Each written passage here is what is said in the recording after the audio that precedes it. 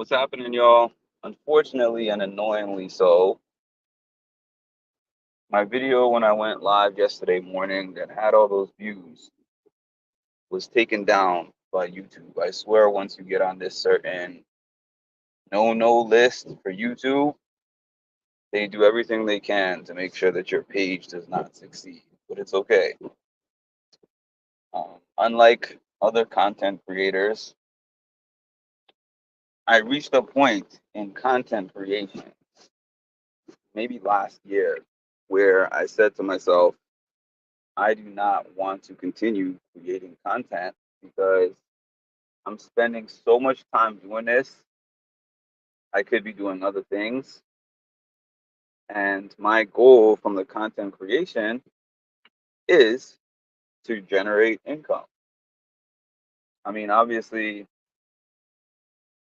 my topics that I talk about are purposeful, meaningful topics as well. But at the end of the day, I could talk about those things at public speaking events. I could talk about those things in a job.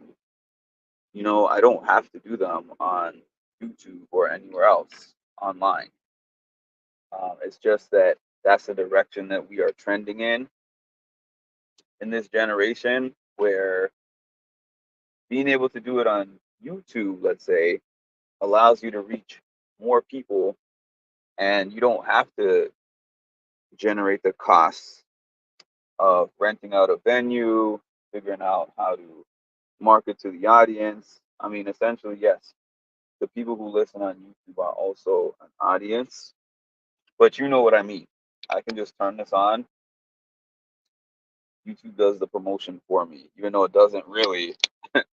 In theory, YouTube does the promotion for me. So the topic that I wanted to talk about today is the power of the word no. The funny thing is, if you have a child, if you've raised a child, or if you have even just babysat, watched a child for a while, if at any point you spoke to some child and told them what it was time to do, they know the power.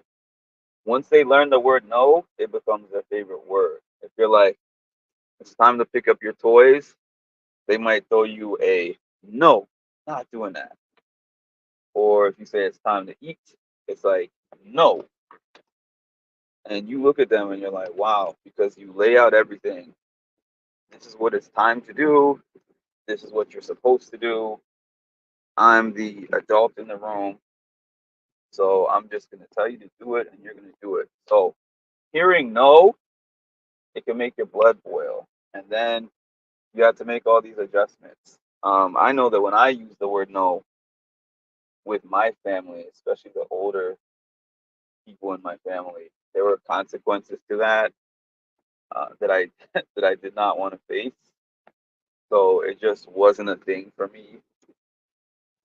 Tell my parents no, to tell my grandparents no, to tell anybody that they left me with and said they're in charge, because they allowed those people to treat me like parents. Those are back in the days when they actually allowed a community to raise a child instead of putting all these rules and regulations. Like, you better not, I better not find out that you did this to my child or that to my child. But anyways, that's neither here nor there.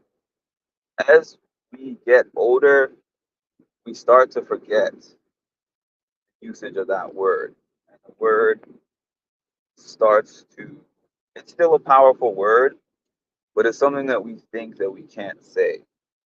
And it's something that I started to rediscover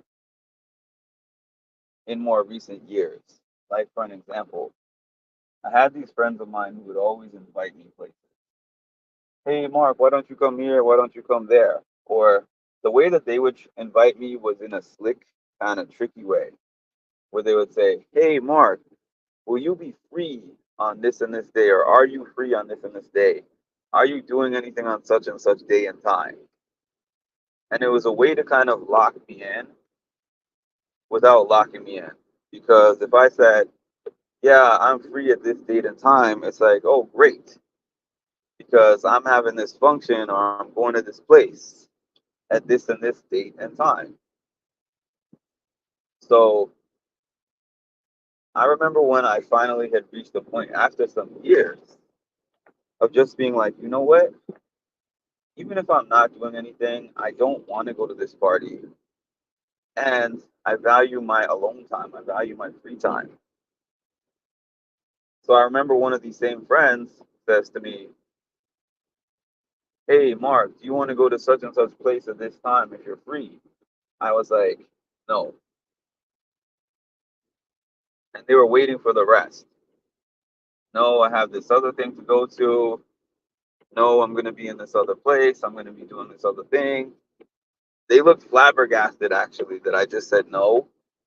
And I didn't have an explanation behind it. No is a complete sentence, as you might have heard before. N O. You don't have to add anything to it. If you don't want to do it, you don't have to. Now, it gets complicated based on who you're giving the no to, but no is no at the end of the day. So, for an example, I remember when I was taking care of my dad, and my dad was losing his independence.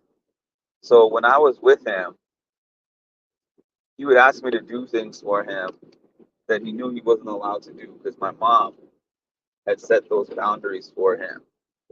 For an example, she didn't let him manage his money at a certain point because with the Alzheimer's, he was making very poor choices with the money. So she would give him like a little bit of money to play around with. Has it cut out for anybody? Hi, Lisa. Hi, Colleen. Hi.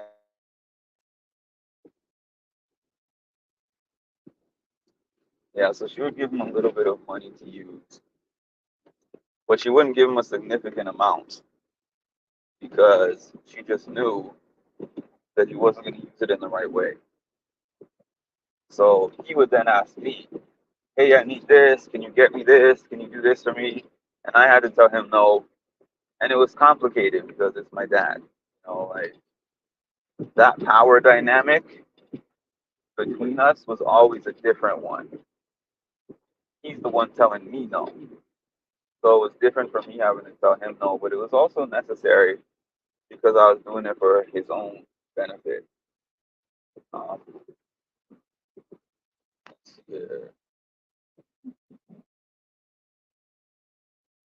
I have more to say on this topic, but I might have to make this a part two because I have to jump off. But please make sure like, comment, and subscribe and hit the notification bell.